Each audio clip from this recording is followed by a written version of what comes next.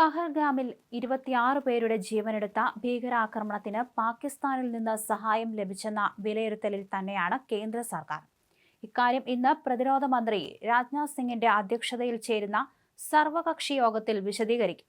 ഇന്നലെ കേന്ദ്ര മന്ത്രിസഭാ സമിതിയുടെ യോഗത്തിലെടുത്ത തീരുമാനങ്ങളും ഇന്നത്തെ യോഗത്തിൽ വിശദീകരിക്കും. ഇതുവരെയുള്ള അന്വേഷണത്തിന്റെ വിവരങ്ങളും രാഷ്ട്രീയ കക്ഷി നേതാക്കളെ അറിയിക്കുകയും ചെയ്യും. കഴിഞ്ഞ ദിവസം പഹൽഗാമിൽ നടന്ന ഭീകരാക്രമണത്തിന്റെ ഞെട്ടലിലാണ് രാജ്യം. അതിന് ശക്തമായ തിരിച്ചടി നൽകാൻ ഉറച്ചു തന്നെ ഇന്ത്യൻ സൈന്യവും ഒരുങ്ങിക്കഴിഞ്ഞു. കുൽഗാമിലെ പല പ്രദേശങ്ങളിലും സൈന്യവും ഭീകരരും തമ്മിൽ ശക്തമായ ഏറ്റുമുട്ടൽ തുടരുന്നു എന്നാണ് പുതിയ വിവരങ്ങൾ. TRFന്റെ ടോപ്പ് കമാൻഡറെ സൈന്യം വളഞ്ഞതായും സൂചനകൾ ഉണ്ട്. നിരവധി ഭീകരർ കുടുങ്ങിയതായും പറയുന്നു. കൂടുതൽ സൈനികർ കുൽഗ്രാമിലേക്ക് ഒഴുകുന്ന കാഴ്ചയാണ് പലയിടത്തും കാണാനാകുന്നത്. ഇന്നലെ ഉച്ചയ്ക്ക് ശേഷമായിരുന്നു ഏറ്റുമുട്ടൽ ആരംഭിച്ചത്. കൂടുതൽ സൈനികരും CRPF ജവാന്മാരും കശ്മീർ പോലീസും സംഭവ സ്ഥലത്തേക്ക് പുറപ്പെട്ടിട്ടുണ്ട്. ആർക്കെങ്കിലും പരിക്കേറ്റതായി ഇതുവരെ വിവരം ലഭിച്ചിട്ടില്ല. പഹൽഗാമിൽ വിനോദസഞ്ചാരികൾക്ക് നേരെ കരുണയില്ലാതെ തൊട്ടടുത്തു നിന്ന് നിറയൊഴിച്ച ഭീകരർ ഉപയോഗിച്ചത് പ്രത്യേക കോഡ് പേരുകളായിരുന്നു. ആക്രമണത്തിൽ പങ്കെടുത്തുവെന്ന് കരുതുന്ന 3 ഭീകരരുടെ കോഡ് പേരുകളാണ് സുരക്ഷാ ഏജൻസികൾ പുറത്തുവിട്ടത്. മൂസ, യൂനുസ്, ആസിഫ് എന്നീ പേരുകളാണ് ഇവർ ഉപയോഗിച്ചത്. മൂവരെയും തിരിച്ചറിഞ്ഞിട്ടുണ്ട്. ആസിഫ് ഷെയ്ഖ്, സുലൈമാൻ ഷാ, അബു താൽഹ എന്നീ 3 പേരും ലഷ്കർ-ഇ-തോയ്ബയുടെ നിഴൽ സംഘടനയായ ദി റെസിസ്റ്റൻസ് ഫ്രണ്ടിന്റെ അംഗങ്ങളാണ്.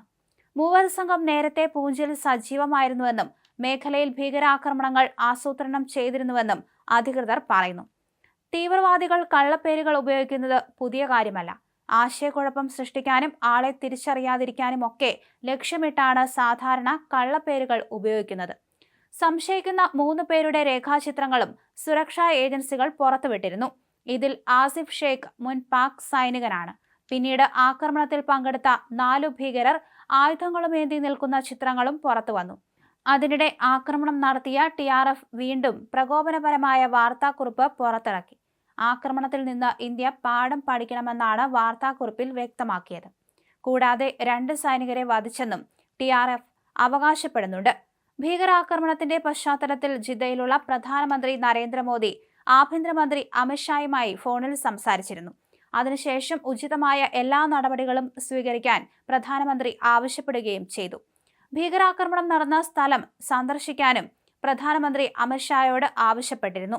എന്തായാലും അമിത്ഷാ ശ്രീനഗറിലെത്തി കാര്യങ്ങൾ വിശദീകരിച്ചു. അതേസമയം ആക്രമണത്തിന്റെ ഉത്തരവാദിത്തം ലഷ്കർ-ഇ-തോയ്ബ അനുകൂല സംഘടനയായ ദ റെസിസ്റ്റൻസ് ഫ്രണ്ട് ആണ് ഏറ്റെടുത്തത്. ഭീകരാക്രമണം നടത്തിയവരെ വെറുതെ വിടില്ലെന്ന് അമിത്ഷാ ട്വിറ്ററിൽ കുറിച്ചു.